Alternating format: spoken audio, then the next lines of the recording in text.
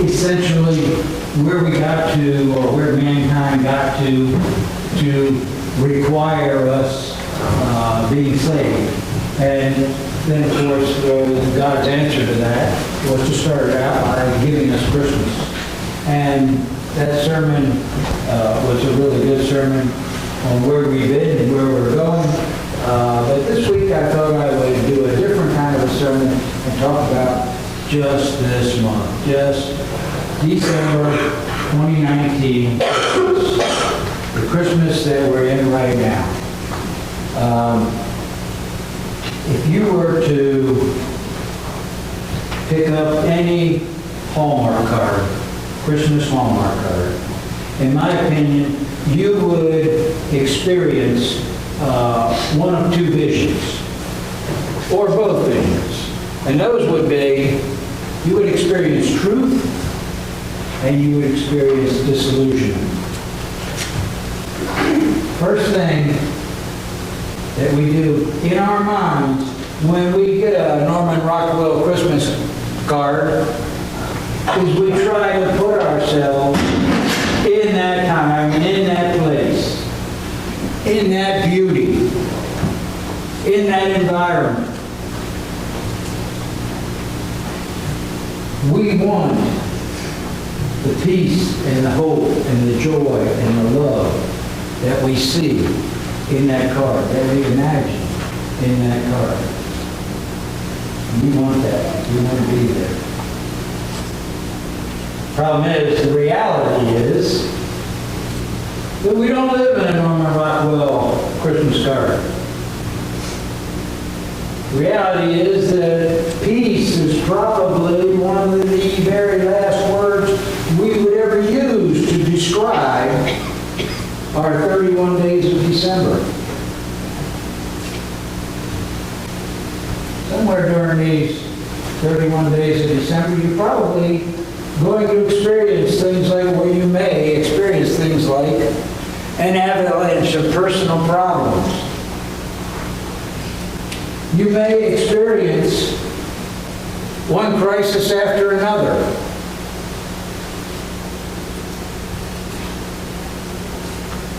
Hopefully not, but you may experience not a winter wonderland, just winter.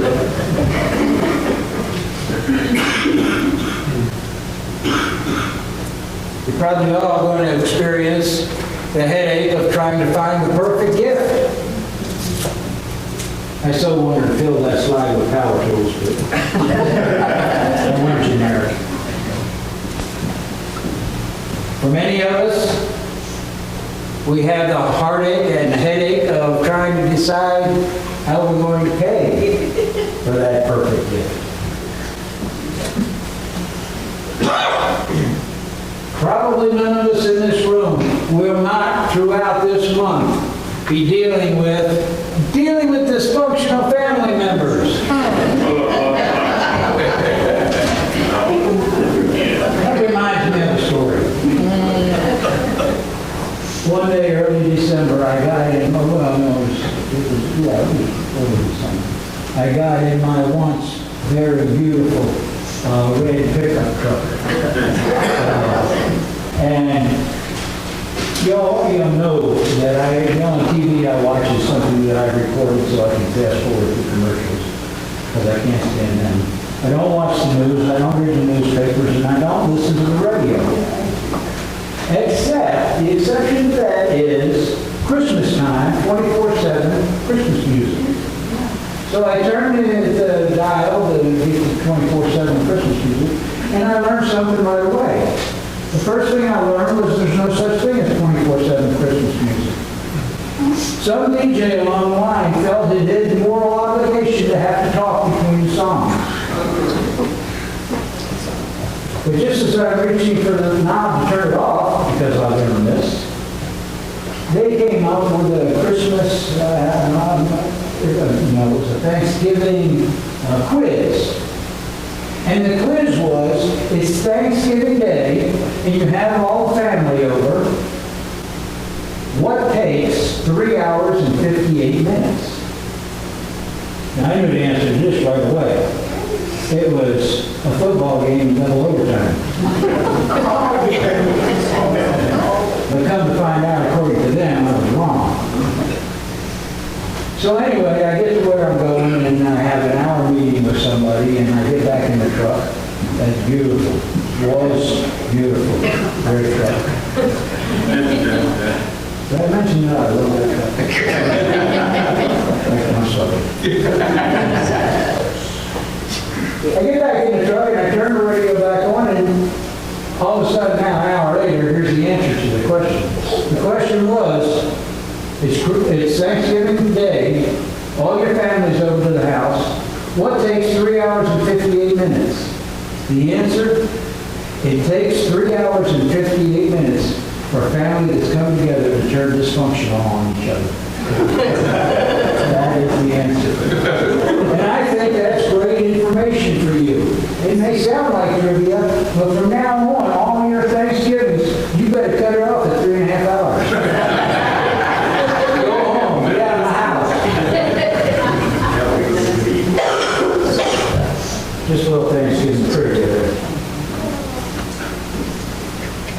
What else are we going to do in December? Well, we're probably going to deal with strong-willed children. No, leave that up there for a minute because it actually took me a minute of looking at that picture to see the kid underneath.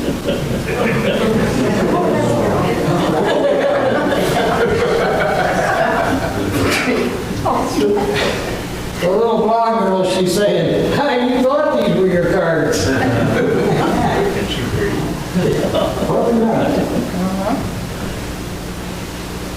And then, of course, December has Black Friday. Somebody show me the piece in that.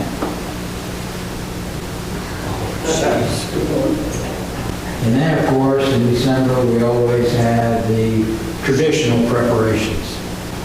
You'll probably have to look hard, I know I have. The slide's so much better on a computer.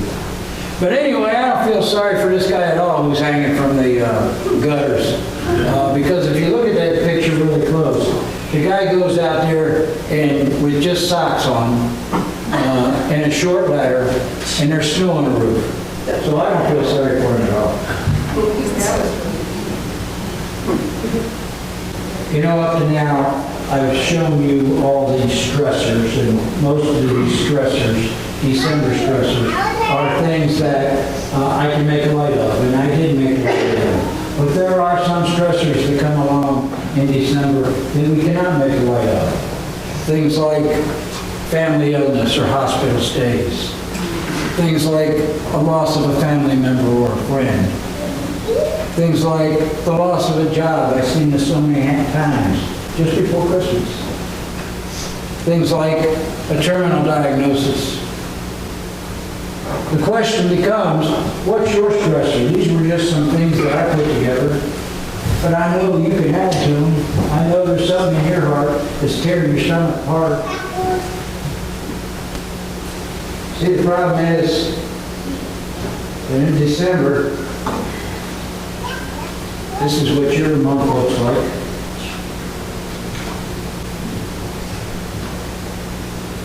So much more than this.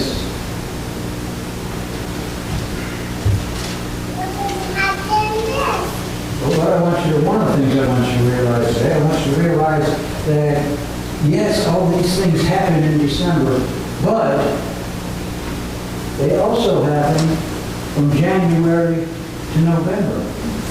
And we forget that because we're in a different frame of mind in December. We forget all the things that have gone on for the first 11 months of the year. There's a list that I made once called the Nesses. And the Nesses, N-E-S-S, the Nesses are things that we experience throughout any particular year, in no particular order, but we'll grab a number of them, like helplessness, like routineness, like normalness, like predictableness, like hurriedness, like programmedness, like ordinariness. All those things. The things that we experience in December are the same things that we experience then something happens. Something happens that distinguishes December. December comes along, December 1st comes along, and you pick up your first Christmas Hallmark card, and all of a sudden, we change. We change, and if we're honest with ourselves, we look for something amazing to happen in our lives at Christmas.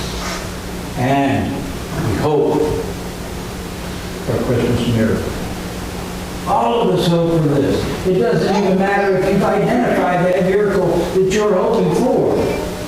For a lot of you haven't identified it. It's just a hope. I hope it happens. I hope it happens to my family. I hope it happens in my life. I hope that something extraordinary happens.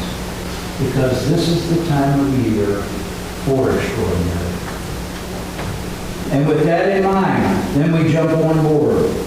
When our hearts get in the right place, then we go into the lights, the tree, the gifts, the music, the ringing of bells, the smiling of friends, the sharing of a meal with others, and so many more traditions. Sometimes, though, if we look back on past Christmases, we ask ourselves, what happened on earth? It didn't show up. My Christmas miracle didn't come. We get dejected. We get crushed. We get sad. We ask ourselves, where was the peace? More importantly, where was my miracle? Over the last 2 weeks, we've studied this verse. It's Luke 2:10 through 11. Fear not, for behold, I bring you good news of great joy that will be for all the people. For unto you is born this day in the city of David a Savior, who is Christ the Lord. We learned that the angel was talking to the shepherds at this particular time. Now my question to you is, have you ever stopped to consider why God picked the shepherds to bring this great news to you first? I mean, after all, when Moses was born, he was taken straight up to Pharaoh, right to the top. And this is God. This is God made man. Why didn't the angels shout it throughout the streets of Jerusalem, or shout it from the temple doors, or go and tell the religious leaders, or the governor, or the king, who was King Herod, who was the king over all Judea at the time? Why during this most monumentous occasion were the religious elite, the politically savvy, and all the rulers of all the people left out? Did you know that the occupation of a shepherd back in those days was the most despised occupation you could have? They were generally scorned. They were shifty people, dishonest people who would graze their flocks on other people's land. They had such a poor reputation that they were forbidden to testify to the truth in any court of law back then. People used to say of them back then that if their lips were moving, they're probably lying. See, you thought that was a contemporary joke about lawyers. A long time ago. But here's the deal. I think that once you understand why the shepherds were the first to get this glorious news, why the shepherds were the ones God picked, then I believe you'll find your Christmas miracle this year. In order to understand this, we need to take kind of a snapshot of some of Jesus' ministry while he was here. You all remember this verse, Matthew 9:12 through 13. When Jesus heard this, he said, healthy people don't need a physician. Sick people do. And then he added, go and learn the meaning of this scripture. I want you to show mercy, not offer sacrifices. For I have come not to call on those who think they are righteous, but those who know they are sinners. You see, what I need you to understand is that these angels, or this angel on this day, was playing out a message. He was playing out a message that Jesus would later teach us. And that is, we find it in Matthew 25:37 through 40. Then these, it was in your call to worship today. Then these righteous ones will reply, Lord, when did I ever see you hungry and feed you, or thirsty and give you something to drink, or a stranger and show you hospitality, or naked and give you clothing? When did I ever see you, or we see you, sick or in prison and visit you? And the king will say, I tell you the truth. When you did it to one of the least of these, my brothers and sisters, you were doing it to me. This is what I need you to see this morning, folks. The shepherds then were the least of these. The shepherds then were the sinners. The shepherds then realized who they were. And that's why God gave them the greatest gift. You want to find peace in your year this year, or Christmas this year? You want to find your Christmas miracle? And I propose that we consider changing the way we give gifts. Maybe consider things like the gift of love to our family and friends. The gift of help to those who are hurting. The gift of forgiveness for those who have hurt us. The gift of compassion for those in pain. The gift of our heart for all people. The list is endless. But essentially, what I want us to do is I want us to give others the exact same gift that Jesus gave you. The gift of yourself. You want peace to be in your life this Christmas? Let it begin with you.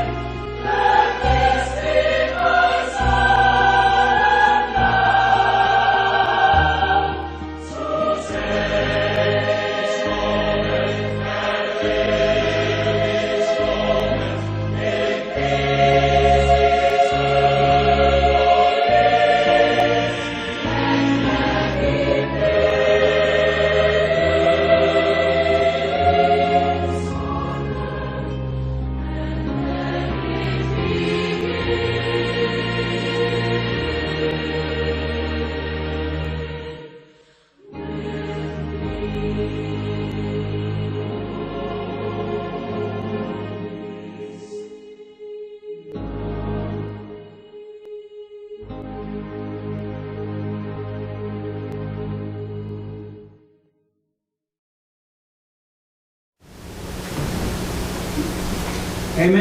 Amen. All right. Turn your hymnals to our offering and communion here this morning, number 95. It came upon